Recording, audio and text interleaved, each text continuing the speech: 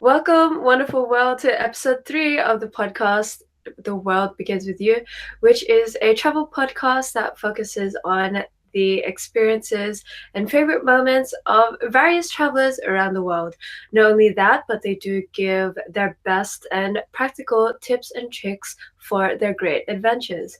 I am your podcast host, Jules, and today the full-time world traveler Brinlie Clark will be joining me, so please introduce yourself. Hi, everyone. My name is Brinlie Clark. I graduated university in 2016 with a degree in sociology. So with that being said, I've always been interested in learning about other cultures. And since I'm a super active person, I love just going all the way in and exploring and seeing the world.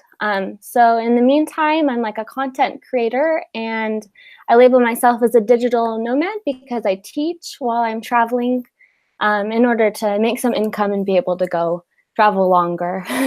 So Yeah, that is very cool. So we have ourselves a digital nomad, and she has traveled to quite a lot of places, but mainly Asia and Europe, right?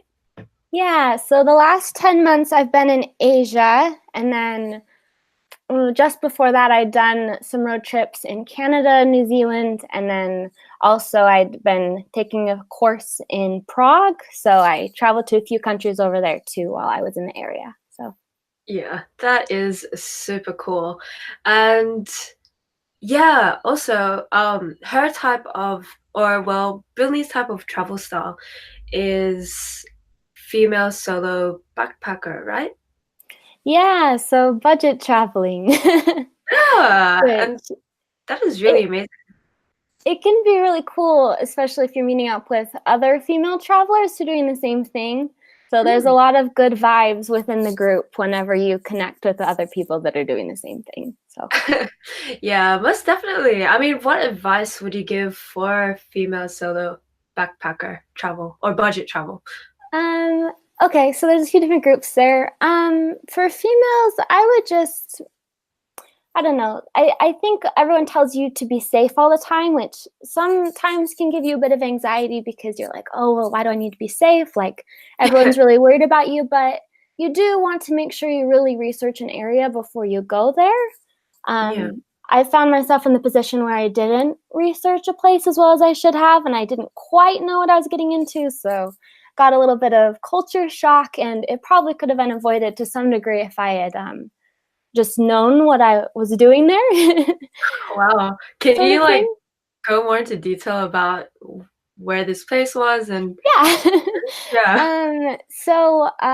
I had heard from an Australian girl that I met that she'd backpacked through Indonesia. So I Mm. was like, oh, that sounds awesome. I'm going to do it. So I flew into Jakarta.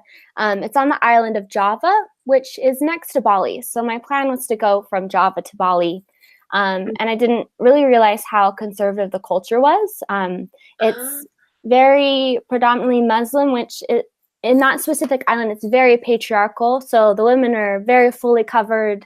And so I brought some longer clothing, but I guess I hadn't really prepared myself for like people looking at me, and people kind of wanted to touch me, or they also really oh. wanted to take photos with me. And at that point of traveling in Asia, I was just usually like, no, no, thank you.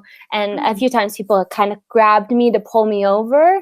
regardless. So I didn't realize how different the culture was from anywhere else I'd gone, Yeah. which made it a bit of an uncomfortable time for me, even though like it was very beautiful. Like there was a lot of raw natural beauty. So like I Yeah. was just a bit conflicted because I hadn't been aware that that would be the case. Like I hadn't prepared myself like mentally for that yet. So Yeah, my goodness. And yeah, what so they pulled you over.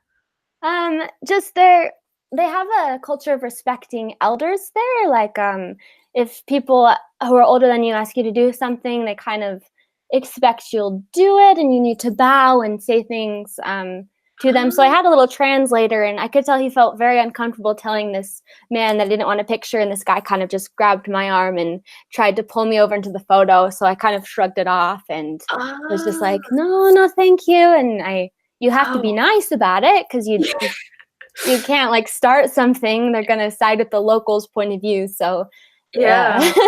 Yeah, yeah. I think that's like fascinating because I mean in Japan there is a lot of this sort of culture where tourists would want to take pictures with the Japanese people because it's like their first time seeing Oh, it's them and so whatnot. nice. Yeah, but it's really interesting to see that situation sort of flipped over. But on the instance that if you are gonna go back to Indonesia again, what would you suggest to do differently in that retrospect? Well, it's kind of hard to say now because like now I'm aware of it, right?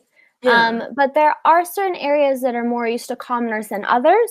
Mhm. So I don't want to make it out like that I don't like Indonesia because it's beautiful. Like Yeah. I loved Bali, Lombok was amazing. But there are certain islands that you probably shouldn't go to for your own safety. I met an older German woman, and she told me that she did go to an island where the bus driver, because they were driving through after taking a ferry or something, and the bus driver said, "Don't get out unless you're with me." And they had to go out to go to the bathroom. And when they did that, villagers started like throwing rocks at them, just because Oh, they are so unused to foreigners that it maybe seemed like a threat or I don't oh, know exactly what it was, but yeah, just if you research, there's so many islands in Indonesia. There's definitely some that you can go to and you'll just be fine, and then there's yeah, others that you could just decide not to go to because of those types of things. So, yeah, yeah. It's really interesting, like just the difference between uh urban or the city life and then when you go to the countryside of a certain place. I mean, yeah, I know, yeah, like in Philippines, for example, I think whether you go to the rural area or the mainland city area, it is okay. It's more just like the urban or suburban areas where you need to be a little careful. I yeah, mean, yeah, like gang culture is a bit popular there. There are a few places, obviously they're not the tourist places, but there are a few places where terrorism is sort of like a little rampant. But obviously, like, don't go to those places in the Philippines. But yeah. um, There's yeah. a lot of countries where you hear that things could be happening. Like when I was in Thailand, I heard that there were Russian mafia in some of the bars. So Oh, good. you need to just be careful. So I don't Yeah. know.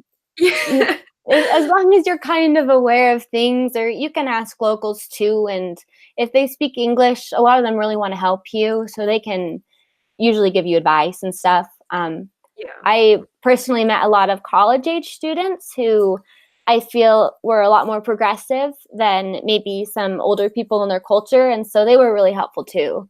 And Uh, you're able to relate to them really well as well, just because of being young and that commonality. So, wow. I've had like is this specifically in Asia or like just in general? I would say in Asia, I got a lot of help from university students. Wow. I connected through a lot of them, with a lot of them through social media.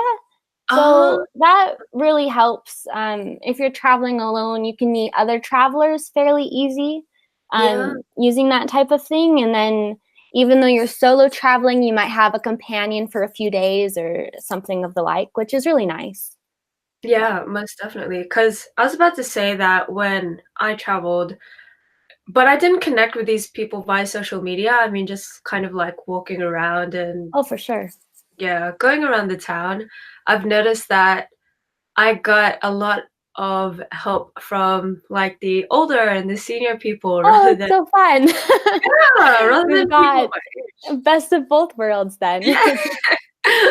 But I think when it comes to like the main city and the party area and the party district of like Tokyo and stuff like that, so Ginza, Roppongi, Shinjuku, Harajuku, yes, places like that. Yeah, the younger people are a bit not so nice. They're a bit mean. But yeah, Well, when I was in Tokyo, I think in general I got kind of a vibe that people were very busy and they didn't really yeah. want to help me. But I think that might be Tokyo, because in other places in Japan, I felt like people, if I asked them questions, they would stop. But in Tokyo, they just would keep walking like really Yeah. fast. So I'd be like, see ya. Bye, friend. Yeah. Yeah, I definitely agree with that. Unless you're on like the university campuses in Tokyo, I think like campuses in general around the world, the university students are quite nice. But if you are like in the major metropolitan area, I don't think you should expect people to be nice to you. Yeah. I But think you said that about Sydney, didn't you? yeah, that too. Yeah. I'd say that like Japanese people and Sydney people are very different, but I mean, when it comes to the metropolitan area, I think everyone's kind of similar. Yeah. Well, Sydney has a stereotype of being a bit snobby, but Yeah. Do you agree with that? I think that's true. I love Sydney. Like I love it a lot. So I don't mind. Oh, wow. Yeah, I don't know, because especially since coming back, I mean, I feel as though I grew up as an adult in Tokyo, so or in Japan, so I think, and I really can't help it. I think a lot of my personality and a lot of my temperament is very Japanese. I'm quite patient in nature, and one thing that I noticed when I came back is people are super short-tempered, and I'm just like, chill, man, chill. Yeah. Yeah, but it's My nice. Australian friend, I'm really good friends with him. He gets like road rage like crazy. Yeah. Like that's when it really comes out. Yeah. I can't deny that. Like I was driving to the city because I live in the western suburbs of Sydney, and then like because the traffic was like super crazy, especially or the traffic is super crazy when you're getting into the city, and like I don't mind all the traffic, but my friend who was my passenger, she would be the one just like beeping and like swearing and all the bad stuff that just like sort of comes out. Yeah. But I mean, in in the defense of the Sydney road or in the defense of Sydney drivers, the people are pretty bad and they yell out all sorts of things. But it's Um, yeah. I think the thing is like having been in Asia for so long and like with all the rush hour being like all scooters and everyone like flying forward like at the same speed and it just being like crazy insane. When people get cut off, I'm like, why does that upset you? Like it Yeah. just doesn't compare like at all. Yeah, I So 100% agree. Like, yeah. yeah, actually speaking, my dad, so he was born and raised in Philippines. I was born and raised here. And I mean, he's a bit of a crazy driver, but I've never heard him like yell profanities at the top of his lungs or give someone the Yeah. finger or beep. Like he's actually pretty polite. I mean, he drives like he's still in the Philippines, but for the most part, the road race can come out. It doesn't Well, compare. that's pretty fun then. Yeah, but I mean, like places I haven't been to Thailand, but I'd imagine that the traffic there is crazy. Filipino traffic is straight up insane. You'll be in traffic for like 1 to 2 hours probably. Yeah. Well, Bangkok, just there's so many vehicles and transportation. I think it was something like 9 million cars in Bangkok or something. So it's Oh just my like, like, you know, god. I don't even have words for it. It's just like a lot of things are happening all the time. So Yeah, I remember when I was in Taiwan, I saw a scooter get hit. The person oh didn't no, die, but yeah, like someone got that's hit by it. scary. Yeah, and I'm just like, yeah, it doesn't compare, man. It really doesn't. But anyway, All right, tangent. we should be talking about your favorite moments when you're traveling. So, what was the moment that made you decide that you wanted to be a full-time traveler? Okay, so I think this story might kind of resonate with a lot of people because when traveling and I tell this story, people are like, "Oh, me too." But it kind of happened in an unfortunate way. I had like a really bad breakup and I didn't really have anything like holding me down to any place anymore and I was at a pretty like low place in my life.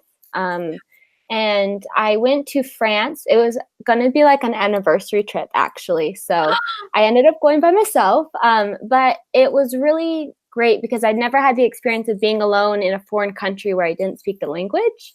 And Oh, so I felt really good about being able to navigate, and it was kind of it was very empowering, yeah. because for a second there I was like, oh, I don't know if I can, get through without this person. Like I haven't done anything without them in years, and just all of a sudden I was put in this foreign environment, and then I was like doing it, and I was like, great. So I kind of just wanted to keep doing that because of how, good I felt about myself, like Yeah. pushing myself a bit more than I ever had. So Yeah. And how long were you in France for? I was only there for a few weeks. So my family did join me though, like after a week or so, because my parents were running a big race in the French Alps over there. So Oh, wow. So they're yeah. yeah, and you also like to be very active in your travels as well. Yeah, so I like doing a lot of adventurous things. With my family, we grew up hiking a lot. So, like, whenever I go to a new country and there's a volcano, it's usually like, okay, like up the volcano we go. It's instinctive now. Wow. So, But I think it's really cool. Like I I guess that's why yeah, because for me, well, for you was Paris like the first international trip that you had? I had actually done a study abroad, like the Ah, previous summer or something in London. So it ah, was like my second time in Europe, but that was with a group and it was like a school thing. So this ah. was a bit different for me. It felt very different Oh in a wow. good way. Yeah. Yeah, but I think that's like really cool because I guess for me, because I'm planning to do a one-way trip to Berlin, and I thank you, and I just hope to travel. And so I'm currently 26 years old, and when I first moved to Japan, I had a job ready, and I guess until now I always had like a really stable and steady life. And then when I traveled, I would always travel with my family, and it wasn't exactly the places that I wanted to go to. And I think when I was looking at my life and I was like, what do I really want to do? Like, in essence, what do I actually really want to do? And I decided that traveling to these places, like, I really do want to go to these places, even if my parents didn't want to. And I think that's what really propelled me to just book a one-way trip to Berlin. But I That's think it's awesome. but it's really great because I think when you travel, you really learn a lot about yourself that you really wouldn't have known otherwise. And I Yeah, think it's really cool for you as well. there's a few places that I definitely want to go back to because I went there with my family and I'm like, oh, I want to do that my way because I didn't know the things I like to do and now I know them. So, like New York, I think I want to do again. Ooh. A few other big cities in Uh, Europe and stuff. So uh, we'll see. yeah. We'll But be what fine. was, yeah, most definitely. But what was the first place that you really wanted to travel to? So I think it was New Zealand. Uh, And so after I went to France, I was looking for a job over there and I didn't get one over there, but I actually got one in Sydney. So uh, I lived in Sydney for 6 months. And I really, really loved it. And I was happy that I ended up there as opposed to New Zealand, even though New Zealand's lovely, but it's cold. I really fell in love with Sydney. So Oh, I'm very glad to hear that. I mean, yeah. yeah, I mean, I can't say that's my favorite city compared to the other places, Oh, it's but so sad. I know a lot of people, when I ask them what's their favorite city, it's like their hometown, and I'm like, yeah, nah. But like, That's I funny. think You can have my hometown. I'll trade you. what's your hometown? I'm from Utah, which Ah, that's do a you very cool know where state it is? in Relatively. America. Um, I tell people it's near Las Vegas, and then Ah, if they don't know Vegas, then I tell them on the California side of the United States, so I know West, it. Yeah, I think. Midwest. Yeah, because 21 Pilots come from there, I think. Unless I'm wrong. I feel like they. don't, but I Oh love no, them, so I think they I come wish from they did. Ohio. I don't know. If you can't tell, Um, yeah, I don't come from America. Neon Trees, do you know Neon Trees? Yeah. They come from here, so Ah, we've got a little claim to fame as far as musicians yeah. go. Yeah, So your town is pretty. Your town is cool. But honestly don't know anything about it. But like, I mean, that's okay. sorry. You wouldn't be the first, it's fine. But I mean, it was strange because before I became an English teacher in Japan, I didn't really appreciate Sydney at all. Like, and it wasn't until I was an English teacher that I realized how nice Sydney is because I like for example Circular Quay I think is really beautiful. Like I do think it's one of the most beautiful coastlines that I have seen up to date. And it's not me being biased. Like as you can clearly see, I'm not a biased sort of person. But also like I miss things such as the sun setting at like 9 p.m. And if you hang out in Sydney, in the city area during summertime, it's actually not really that hot because we're close to the sea. Whereas where I grew up, it's super hot. It's like 45 degrees and it's like not fun at all. But it was those little things that made me Yeah. realize, yeah, like When mm, whenever I leave and then come back, I start looking at the mountains again, and they're really amazing. But growing up, they were just always there, so I didn't realize. But having traveled around, especially in Asia, it's very flat. So now that I've come home, I keep looking at them, and I'm like, what the hell? Like those are so huge and amazing. Like it's just really crazy. You don't realize because you don't like you just get yeah. used to it, you know. So Yeah, 100%. It's strange. Like you just see your city and you're like, you know what? You are kind of nice. yeah. But with that being said, what has been your favorite city that you've traveled to so far? So well, I'm gonna stick with Sydney on this one. Oh, I just, for real? yeah, yeah. I loved all the people I met. Everyone is from everywhere, and since it's a global city, I just felt like you could meet so many different cultures in one place, and the Mm, beaches were amazing, and the coastal walks, like I did those all the time. And then I made a lot of good friends, so it oh, just has just a special place in my heart. And also with that breakup, it was kind of like a healing place for me. It was a bit of like a refuge, and I oh. just found myself a bit more again there. So it's got a place there in my heart. Yeah, when you said coastal walks, where did you go? Because my personal favorite thing to do in like when I'm being a tourist in Sydney, I love coastal walks, definitely. Well, I think the one I've done the most is the Bondi to Coogee because Ah. everyone does that all the time. But I've also done the one that's Manly to Spit quite a few times. To There's spit. Mm. Yeah, the bridge. There's a lot of really beautiful beaches that are kind of hidden there. I Yeah. think 40 Baskets Beach is like one of the top rated beaches in the world, and it's on that coastal walk. Ah. So that one's Wow. beautiful. Yeah. Is it busy, those coastal walks? So I was in Sydney maybe a month ago. It wasn't really busy at all, the Manly to Spit. I think Uh, Bondi to Coogee usually is just because obviously those are like some of the biggest name beaches in Sydney, but yeah. I know it probably also depends on time of day and the season. So Yeah. maybe now in But the fall I they wouldn't be bad. yeah, true. But I'm definitely happy that you did coastal walks because I don't think a lot of people know that about Sydney. I didn't know that for a long while, but it's definitely one of my favorite things to do in terms of like traveling, being a traveler in the Sydney area because it's really pretty. I mean, like you see the views of so many beaches when you go coastal, like on coastal walks, and you find some like I did my coastal walk in Coffs Harbour and I stumbled upon like a few private beaches. I kind of like walked behind people's backyards and stuff like that. But it's really nice and it's really quiet and also really safe. So I'm very happy that you got to do that. Yeah.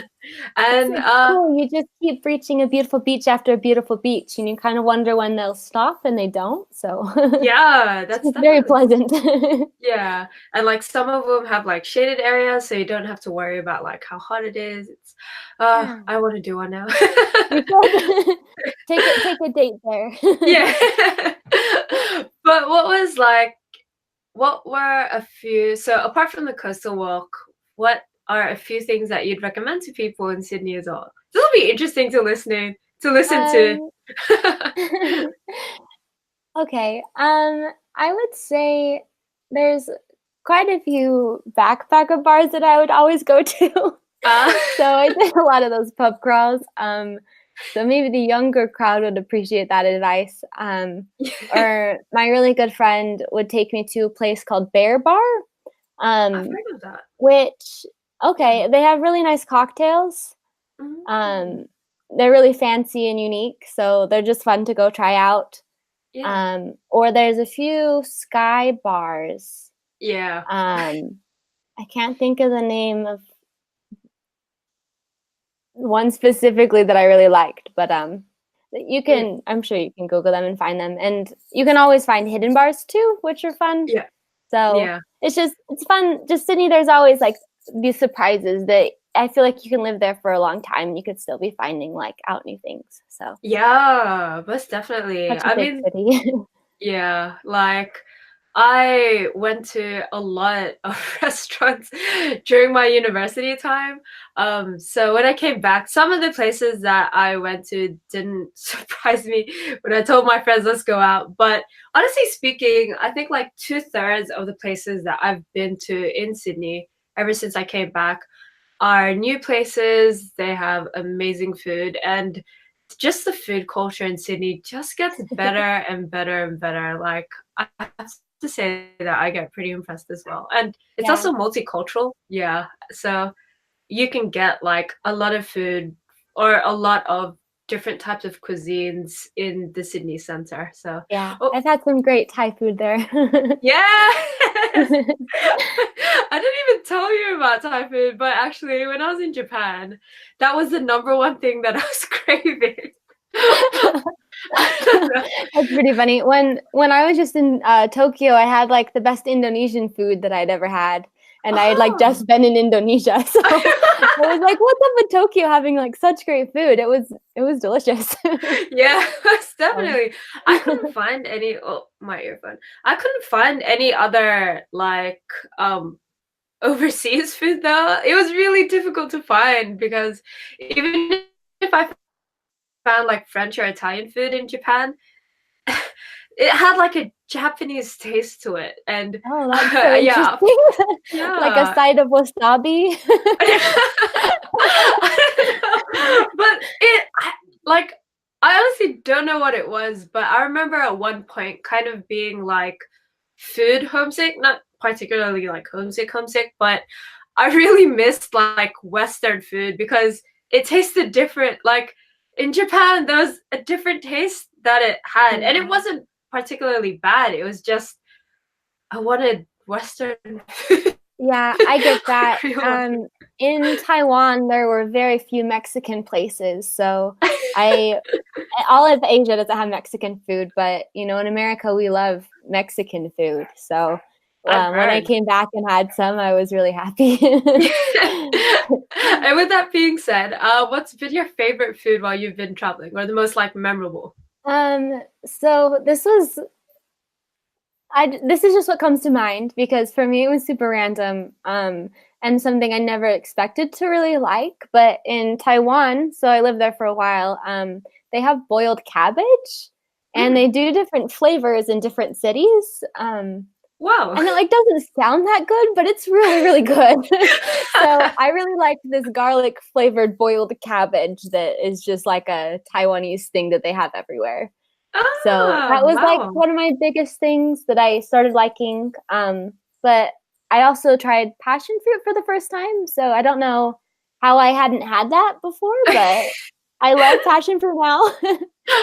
um, And this was all from Taiwan. Yeah, and then also they have brown sugar milk tea, and I also tried deep fried brownies for the first time in Taiwan. So those are all things that I'm like, it's pretty good. Deep fried I I'd eat brownies? that again. Yep. Wow. Are these things like easily accessible? What are the Um, boiled cabbages called? Or if you know it. so it's all in Chinese. So Uh, I was gonna mention this later for the travel hack, but you can translate menus and stuff using your phone.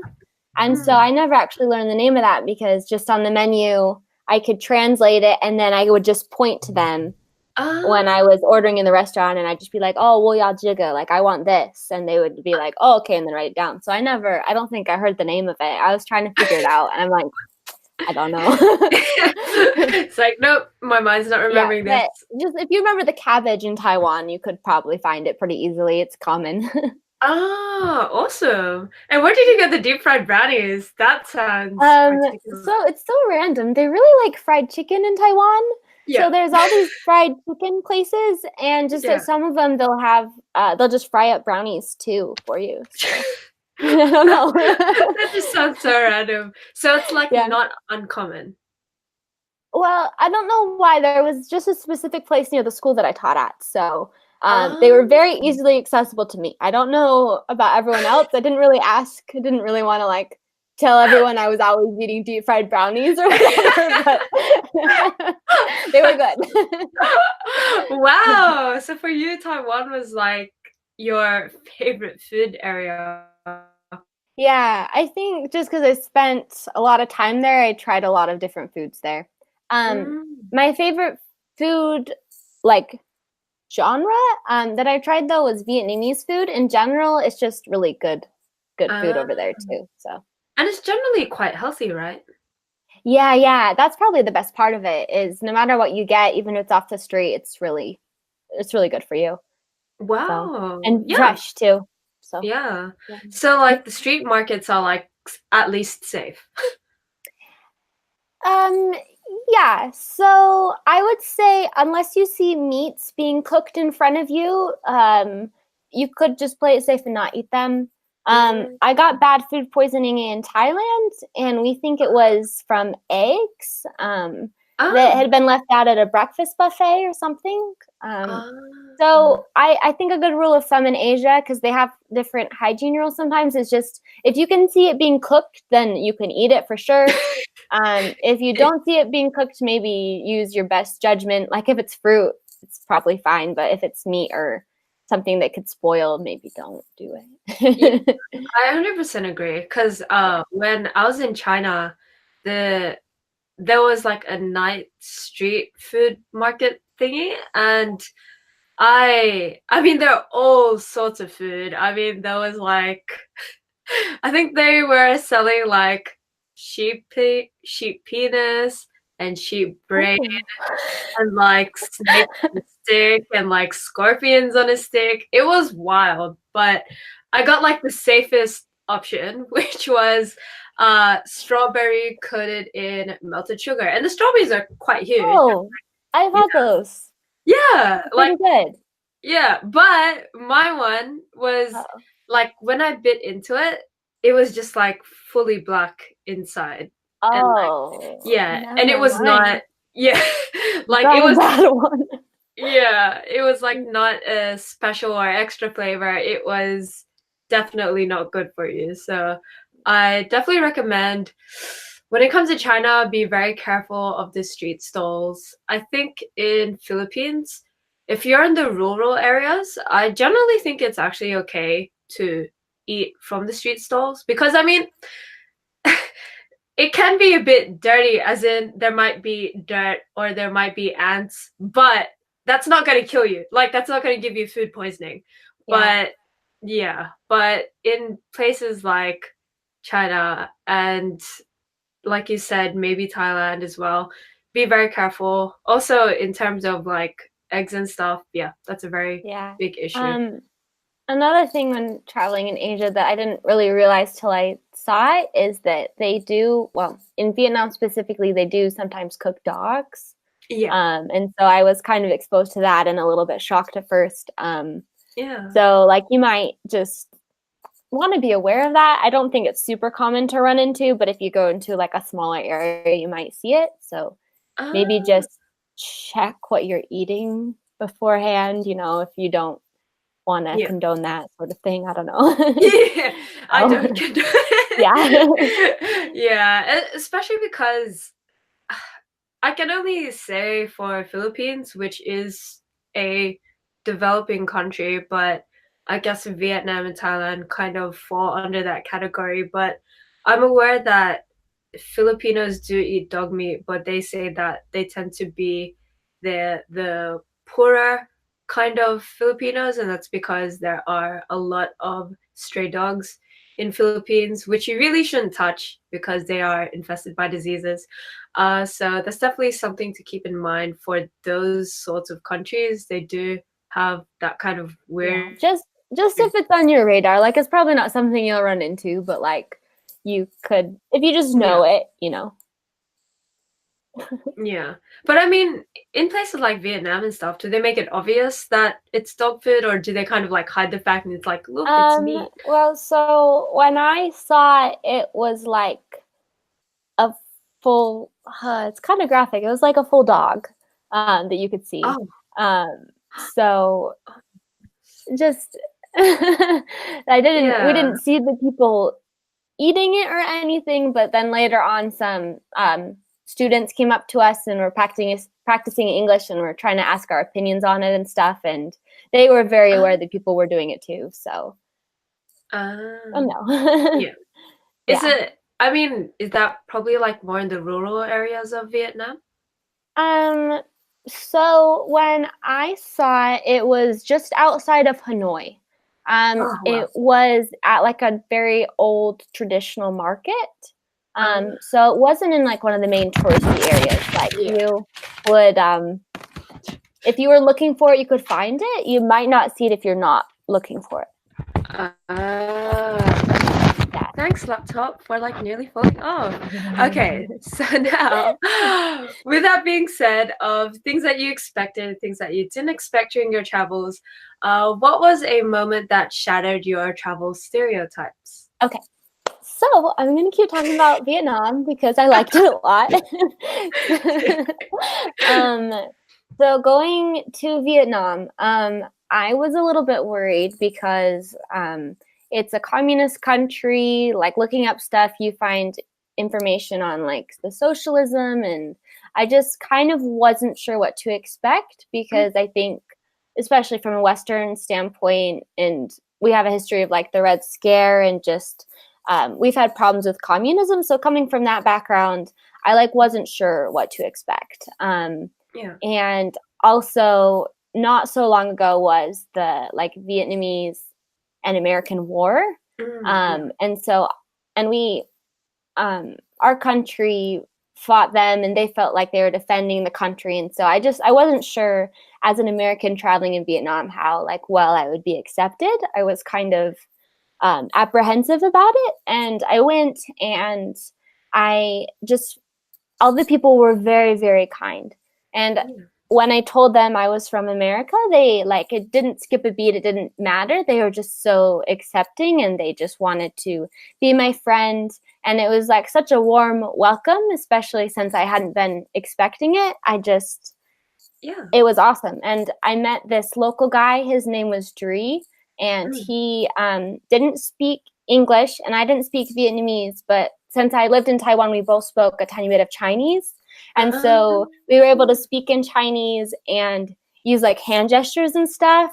And he took me around for a few days, and it just was really awesome. Like towards the end, I was like, oh, he's like my best Vietnamese friend. And I just hadn't expected at all to um, have that type of relationship by the time I left. So it was just really cool.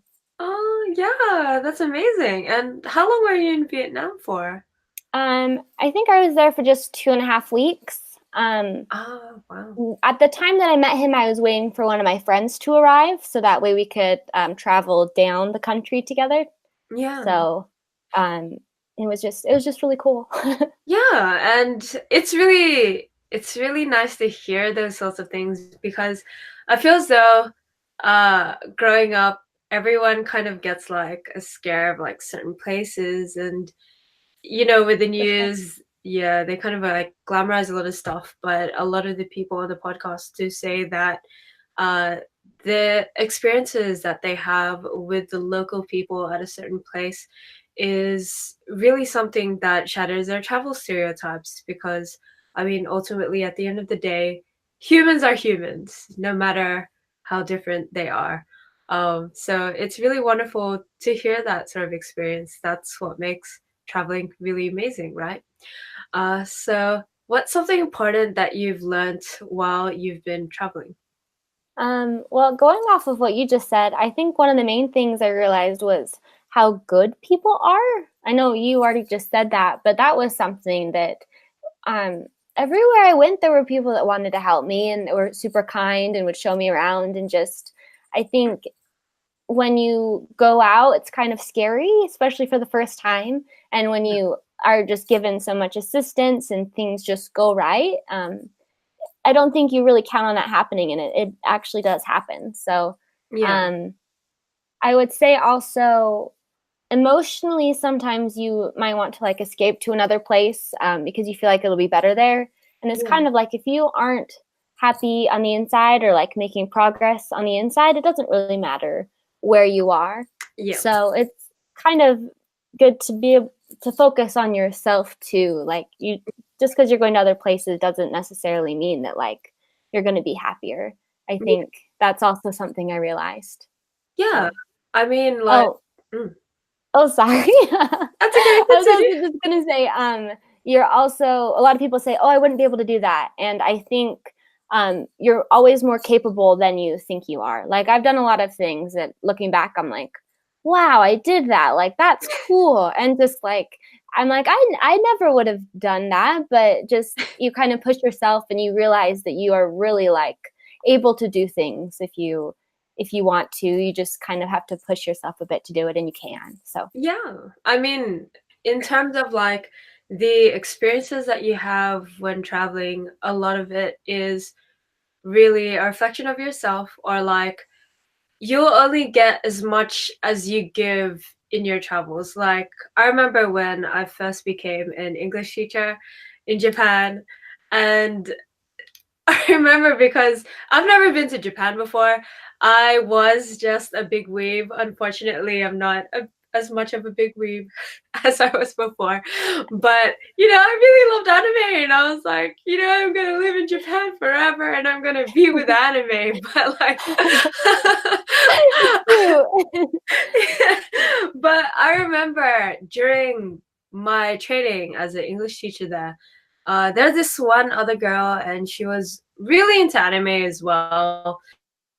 And then, as her time progressed as an English teacher with the company and being in Japan, she was like, Japan's not what I thought it would be. It's not as great as I thought it would be. Like, she she was like, it's not as glamorous as I thought it would be. And in my mind, I was like, what were you expecting? I mean, to me, Japan, I can't exactly say that I miss living there, but I think it did make a huge part of who I am. I feel as though is like it really molded my personality as an adult, if I could call myself an adult. But like living in Japan, I I wasn't expecting butterflies or roses to come out of the ass of Godzilla or anything like that. Like, but even though there are some things that I didn't agree with in terms of its culture, it taught me a lot as well. And when she was just like, Japan's isn't what I was expecting it to be, it's like, what were you expecting it to be? Like, did you think that it was going to be some sort of perfect utopia? Like, you're on planet Earth.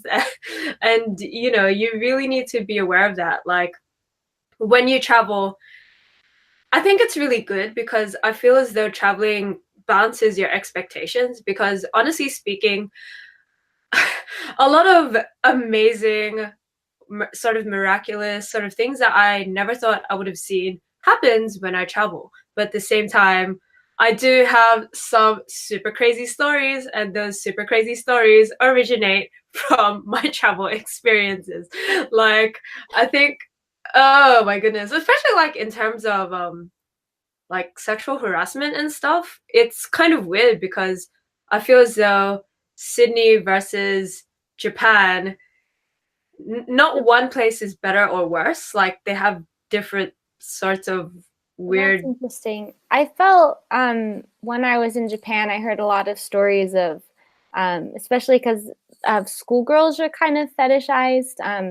So Yeah, I heard about how they used to take up the skirt photos, or like yeah. one woman said groping was kind of a rite of passage. Like I think Oh, they've had a lot of problems as far as that goes over there. So yeah. I don't It's know. It's interesting. It's a lot of it's cultural, you know. yeah, yeah. So Like if you think catcalling is bad, I mean, for example, in Sydney, there's a lot of catcalling and a lot of whistling, but when I went to Japan, yeah, I mean, it gets pretty weird. The that's groping thing, yeah, like the that's groping so thing, interesting. yeah.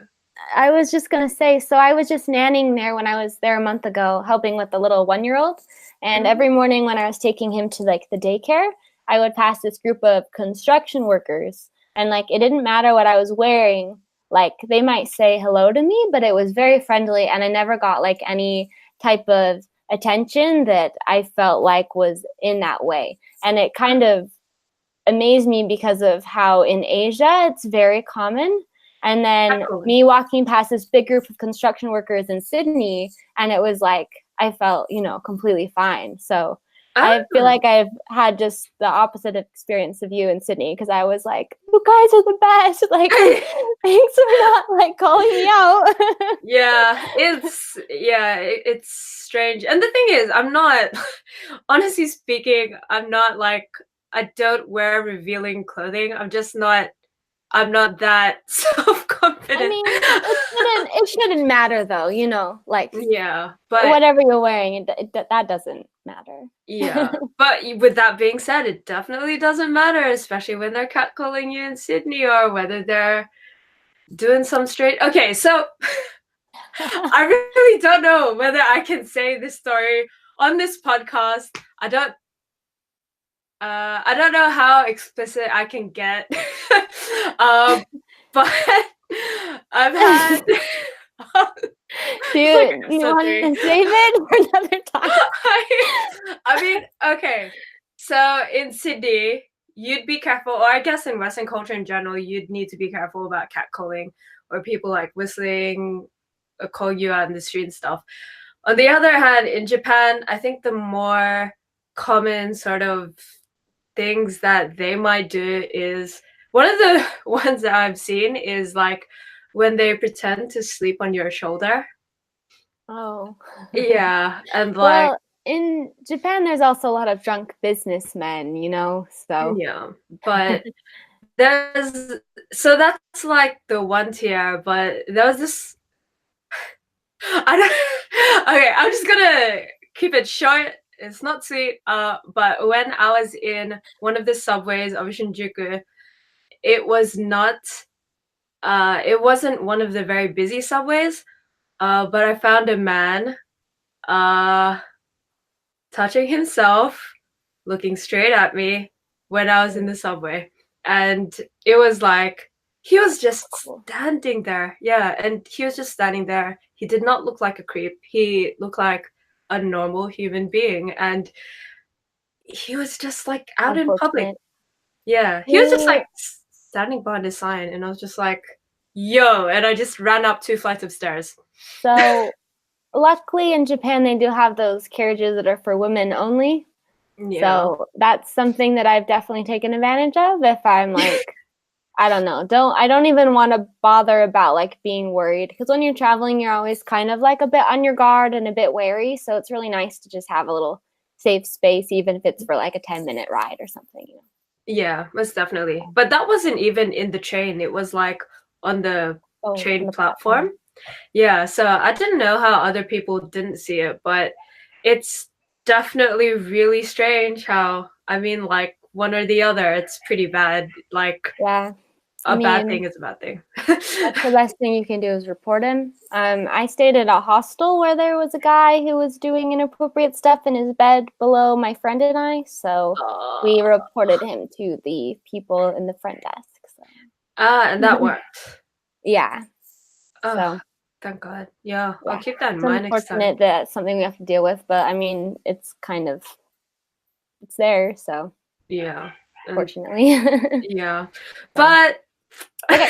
that stuff aside, what are your I mean, since you've traveled quite a bit and you have mentioned your favorite city, but what are your other favorite cities? So your next Okay. two top cities. Next to I loved Barcelona or Barcelona, as they say. So Oh, I speak a bit of Spanish. So for me, being able to go there and practice was pretty cool. And it's by the beach. So I like beach cities. And uh, then I tried sangria for the first time. And I remember waking up at this Airbnb and there was this like sexy man who was Dominican and he was like dancing to the bachata. And I was like, what's happening? And he was like, "Do you want to dance?" And I was like sure, like I guess I'm gonna dance. So he just full on taught me like the bachata right after I woke up and was like, "Do you want breakfast?" I was like, "This is so weird." I'm like, "Yeah, let's have breakfast." So that was like a very surreal thing that happened to me. That is one of the reasons I like Barcelona. So, just imagine waking up to that. Oh my God. yeah, it was very bizarre. And totally unexpected. I was trying to hide like my morning breath because I hadn't like brushed my teeth. So I was like, like we're dancing and really close, you know. So Did you just wake up? Like, did you pop out of the yeah, like I closet? woke up and it was a really small Airbnb. So the place I was sleeping was kind of practically in the living room. And then the kitchen was right connected to that. So I kind of like woke up and then it was like right there, you know. Was it So like a shared apartment thing? yeah, yeah. Uh, Because Barcelona could be very expensive to find an affordable like Airbnb can be not sketchy. So like I paid a bit more, but even though I did that, it was still very small setup. So something to keep in mind. But I've yeah, always heard that, like, in terms of when people travel to Spain and they really like it, they really enjoy like the experience that they get from Spain. Like they feel as though the people are, especially like in terms of, I think another guest, I'm not sure how much I'm allowed to say, but they seem to have like really amazing performances that kind of stick with the traveler for a lifetime. So I guess yeah, if you are like into very traveling, vibrant city. It's fun. It's a lot of yeah, fun. or like if you're into dancing, I guess go to Spain. Really. I'm not a good dancer, so I like don't really belong there, but I want to, you know. You'll get there. And what is your third favorite place? Okay. Oh, this is kind of hard. Yeah, does it have to be a city specifically, or can it Mm, be like a a place? place, yeah, a place is Okay, well, so I really loved visiting New Zealand when I did a road trip there. Um, mm, and specifically, there were a lot of really beautiful lakes there. uh, So, like Lake Tekapo, um, yeah. Tekapo. It's hard for me to pronounce it in the New Zealand way, but New they Zealand's were just really beautiful. So the city itself was fairly small, but just when you looked around, there were these beautiful mountains, and it was like a bright green lake, like the color of glacial lakes. So Oh, it wow. was just really stunning. Yeah. Is it So north or south of New it's Zealand? on the South Island. Ah, Uh, so I did a 2-week road trip around there, and it was just like every few hours of driving, you would come into this new beautiful landscape that you just like couldn't even conceive how there were so many beautiful places just like one after another after another. So New yeah. Zealand's like phenomenal. Yeah, it's definitely like they say that New Zealand has the freshest air in the world, and I would not contest that for a minute. It's a Cool. very clean and beautiful country to be. Did you go there in the summer or winter? So I went there, I guess it was late summer there. It was February to March-ish. Ah, so it's Yeah. not too cold. No, so it was really nice. We slept in the car for the majority of our trip, and Ah, we were cold on maybe 2 nights when we started getting in higher altitudes, but for the most part, we were completely fine. It was ah, it was really easy and fun. yeah. And that's amazing, like a road trip. How did you figure that out? Especially, like I've always wanted to do a road trip, but in another country, but I'm not too sure how to go about it. So, do you have any tips and tricks for that? Um, Well, it's fairly easy there to rent a car. So, my friend had like an Australian license, and we just went together and we got a hatchback so you could fold the seats down in the back. And we bought a bed set when we were there just because it would be expensive to bring like sleeping bags over or whatnot. Um, Oh, so we just put the bed set in the back, and then I think we donated it or something at the very end of the trip. Um, um, so we traveled pretty light. We just had our like 1 or 2 bags in the back. Um, and it worked out really nicely, actually. I didn't really know my travel companion very well before we went. Um, oh wow. we were, I had planned the whole trip, and then my friend I thought was going to go with me kind of couldn't, and then I couldn't find anyone else, and then I just met him, and I was like, "Do you want to come?" And he was like, "Yeah, let's go." So I was like, "Great, we're going."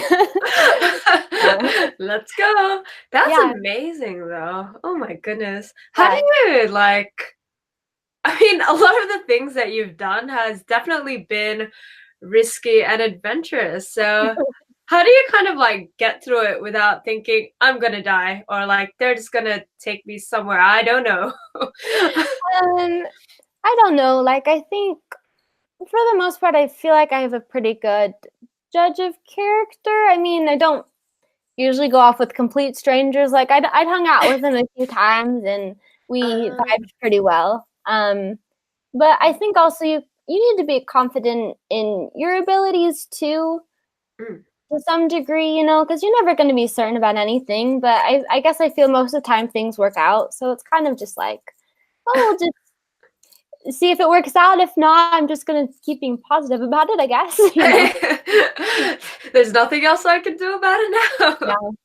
I mean, part of me might have thought so. I had already got the car rental in advance to make it cheaper, and so it was already in my name and stuff. So it was kind of like, well, I don't know. If he sucks, I could just kick him out of the car and like keep driving. Like, While sleeping, just sort of. yeah. But it was fine. It was amazing, and he's a photographer, so that was really cool too because we got a lot of really great travel photos. So Yeah, that's probably a wow. good travel hack is bring a photographer with you as a travel partner. Yeah. I always try to find one, but the travel photographers seem difficult to find, but Yeah, you're very lucky, yeah. with So creative types. true. But but now that you talked about like the three places that are your favorite, what are the three places that are on your current bucket list that you'd like to go to Oh, next? yes. Okay. So I really want to go to Greece and Greece. Sri Lanka and Ah. Turkey, I think. Ooh, very So, exotic. Why? Why are they like your top three locations? so I've been wanting to go to Greece for a while. And I think a lot of people can relate to that. It's Mm, just very scenic pictures, like of Santorini with all of the white, like yeah. cascading buildings is just gorgeous. So I'd Yeah. like to see that.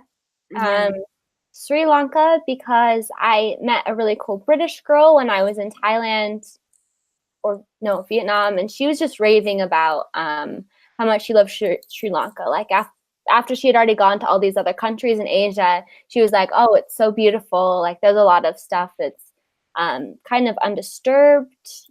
Just it's Ah, not a huge travel destination yet." So Yeah. She just really enjoyed her time there.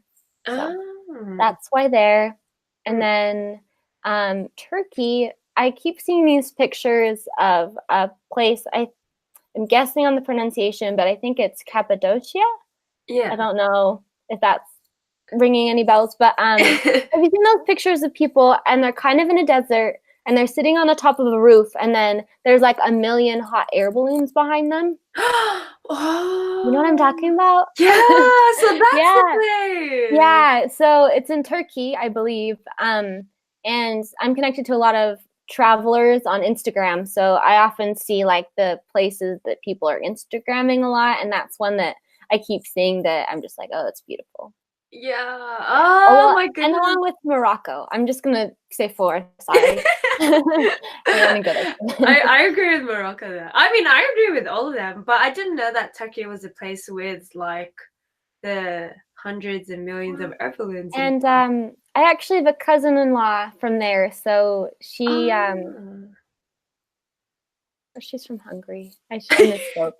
But anyway, she's got family kind of in the area. So she was like, Cheers. I'll give you all the recommendations when you go over. So I'm like, that seems Um, pretty legit. Like, can take yeah. advantage of that. Yeah. And I heard that Hungary is like a good travel. I mean, in terms of expenses as well, I've heard that Hungary is quite Yeah. cheap. So I Yeah. think some of the cheaper European countries are where I want to go next. Yeah. And what Since did I'm you a say, Morocco? Because I want to try the tea. Yeah. So I want to go probably with another person just because I've heard some things about women travelers having more trouble there. Um, But it's just such a vibrant place. And I feel like there's so much energy and like a lot of culture that kind of seems very distinctive to the area. Just yeah. it just seems like a really cool place to be. Yeah. It seems like a really beautiful place. I know that there's Casablanca, which is known as the White City. And then there's a place known as the Blue City, but I don't really know what it's called, but it definitely sounds like a really beautiful place. But thank you for Yeah. telling me that it might not be good for solo travelers because Yeah, well, I mean, maybe if I come to Europe and you're in Europe, it'll yes, let's work go. out. Yep. Yes, Oh, definitely. and also, you can ride a camel there. I've not yet done that, and I want to do that. So, Oh, wow. Yeah, me too. I've eaten camel, okay. but I've never like ridden one. Okay, so it's nearing the end of the podcast. It has been a lot of fun to speak to you, but Oh, right you before we too. end, yes, I'll miss you. But right before we end, what is your number one travel hack? So I kind of already mentioned Google Translate, right? A lot of people don't realize that you can speak directly into the phone and then it'll speak in that other language. And you can download it so it'll work offline, which is really convenient. And you can Oh, also type messages and then make it bigger, like if you flip your phone, so that way they can read it really easily. Um, so oh, that's something that there's been a lot of countries where all I knew how to say was like hello. yeah. And in countries where there's not a lot of English speakers, it's really helpful. Um, Uh, so that's good. Also, a lot of times you'll see like advertisements for tours, and yeah. you, especially if it's like hiking or something, you can probably do it yourself. Um, Oh, and then along with that, if you meet local people, they probably want to practice their English. So we're pretty lucky that we're English speakers. We can talk to them and give them that. And then they might want to do really fun stuff with you, like have photo shoots and you take photos of them and they take photos of you. And it's just a good time. So I know that was more oh. than one hack, but those are like my three big recommendations, I feel like. Yes, the more hacks, the better. Because of Yeah. course, there's stuff that I need to learn. So, so thank you for being a guest, Brinlie Clark. I was so happy to talk to you. It's been a really fun time. And if the guests would like to find more of you, where can they find you? Yeah, so I'm on Instagram. My tag or handle is Brinley Travels, Yeah. and you can post a link, right? Yeah. And I won't spell it out. Okay, great. Yeah. So yeah, you can find Instagram. She has amazing travel pictures and she has traveled to like quite a lot of places as well, so you can definitely pick up a lot of places that maybe you'd even like to go to. So again, thank you so much for being a guest of the show, Billy. You can also find The World Begins With You. I was gonna say us, but by us I mean like me. But you can find The World Begins With You podcast on social media as well, on Instagram, Twitter, and Facebook. You can find the extra content of what Billy will give on those social media as well. So I definitely recommend that. If you are currently listening to this podcast, you can also watch it as well on YouTube.